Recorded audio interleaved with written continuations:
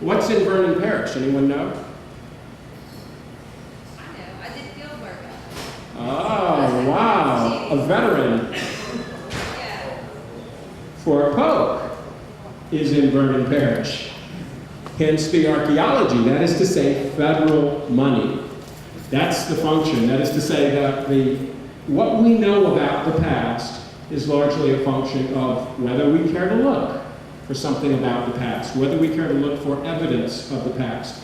That's critical. It is very, very important when we talk about archaeology of Acadiana, for example, and we say absolutely nothing, for example, about some of the parishes. We say, well, we don't know much about that parish. People didn't live there, or we might assume people didn't live there, or we might assume that nothing much was going on, or that there weren't any important sites. Well, that might just be that we've never really looked, or never cared to look. Of course, the archaeology that's been done at Fort Polk has been federally funded, and a recent book that came out, which was based on all of the work that had been done over a few decades, put together by David Anderson and Stephen Smith. It's more of a technical read. It's a technical book, but it's excellent summary of the archaeology of the region. It's a bit ironic, from my perspective, in that Vernon Parish and that area of the state in the past, archaeologists have referred to as the Pine Barrens. The Pine Barrens. That is to say, there's not much there, right? It's hilly, pines, there's some bottomlands, but this is no longer believed, but it was once thought that Native Americans would not have used that area much, that they would have just extracted resources, gone hunting there, and come back and not used it much. You wouldn't tell from the numbers of sites, right? You couldn't tell from the numbers of sites that are actually there. So whether we look or not, that matters. That makes a big difference. What else matters? Well, the landscape matters. I'm glad this isn't too blurry. I just grabbed this map really quickly from a geographic atlas showing some of the different landforms here. That is to say, the landscape is a challenge. If you want to know about sites, you want to find archaeological sites that are ancient, that date back in the past, the landform and its history will affect whether or not you are successful. That is to say, on landforms where the surface that you see, and this is pretty rare in Louisiana, but you can find these places, the surface that you see is basically it, going back several thousands of years. You have an eroded ridge top, for example, more common in the northwest section of the state. But on the Pleistocene terraces, where you can dig fairly shallowly, excavate fairly shallowly, maybe in a garden, and start uncovering campfires and stone tools dating back a few thousand years. And it's quite easy to find these sites. It's sort of common sense, you can imagine. Well, what about a site, say, for example, the one shown here, Bayou Jasmine, near Lake Pontchartrain, which is technically in Acadiana, but it's pretty on far east, which is a site of Poverty Point age, or around that time, late Archaic, which has documented remains, shell and bone from consumption of fish, people fishing and consuming the fish, throwing aside the bone. And there are tools, there's stone tools, all recovered 6 meters below the surface.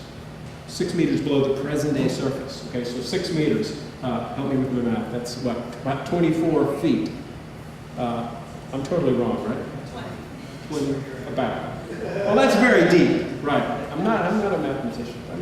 That's very, very deep. I mean, you think about it. And the archaeologists that worked there noted, and this was part of what we call cultural resource management. This is fascinating. The archaeologists noted, by looking at the artifacts that were in the spoil piles, suggested that there was a middle archaic component. Well, what does that mean? It means that there are remains there dating back before 2000 BC, but that they would be deeper. How would we find sites like that? How would we possibly even find sites like that? How would we find sites, in other words, in the Mississippi alluvial valley that would be that ancient? It's very rare. It's not too common. The Pleistocene terrace is an older surface. We can find those older sites. The Chenier Plain is more recent date. All of this affects archaeology and what we know about the past. Certainly there are regional differences, or there are smaller scale differences, like differences in whether you're in a river bottom, a stream bottom, along a bayou, or up on a terrace. So there are many factors influencing how we know what we know about the past, whether or not anyone has ever looked, or what we call a survey, an archaeological survey, which is basically looking for sites, finding and recording sites. And yes, sending that information to the Louisiana Division of Archaeology, noting that it's there. And by noting that it's there, I don't mean like saying it's somewhere in the parish or northeast parish. I mean on a map, pinpointing its location for posterity, saying that this is here, it might be important, it might contain information about an ancient undocumented past for which we have no written records.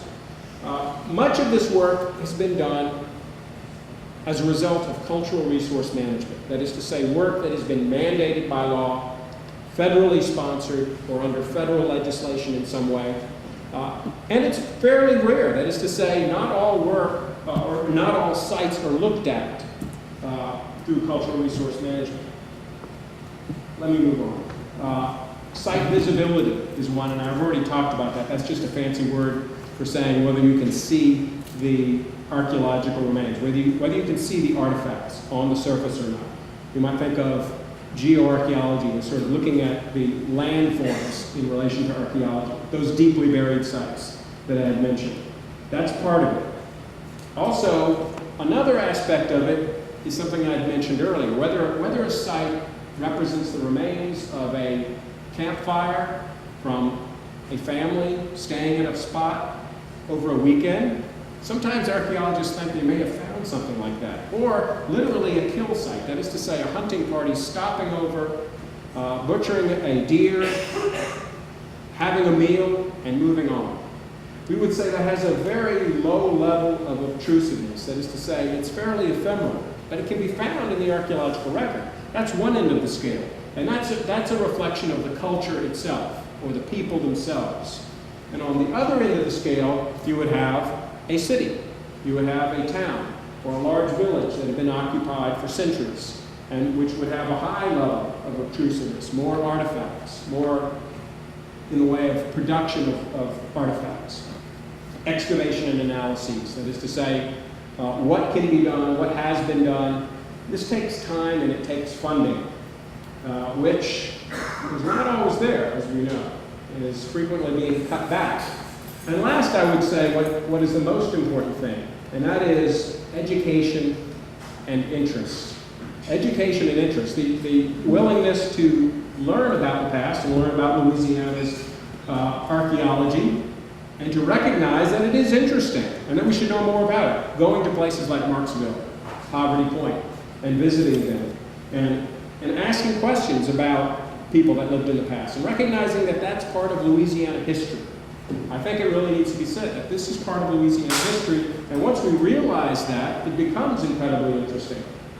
On the other side, we have basically being closed-minded or ignorance, failure to recognize that it even exists. That story I told at the beginning, the woman who says, well, what could possibly there have been before 200 years ago? It's sort of just living in a state of denial, saying, well, nothing could have been there. Well, it's certainly important to get interested and get educated about the past for its own sake. That is to say, I could argue endlessly how interesting it is.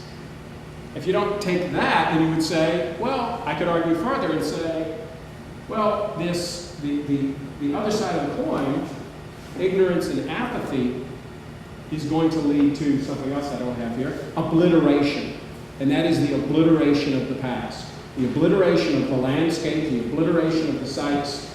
Basically, I guess an analogy would be burning of books, burning of libraries, destruction of archaeological sites, to the point where, whether we are interested or not, it's too late. We're not going to know.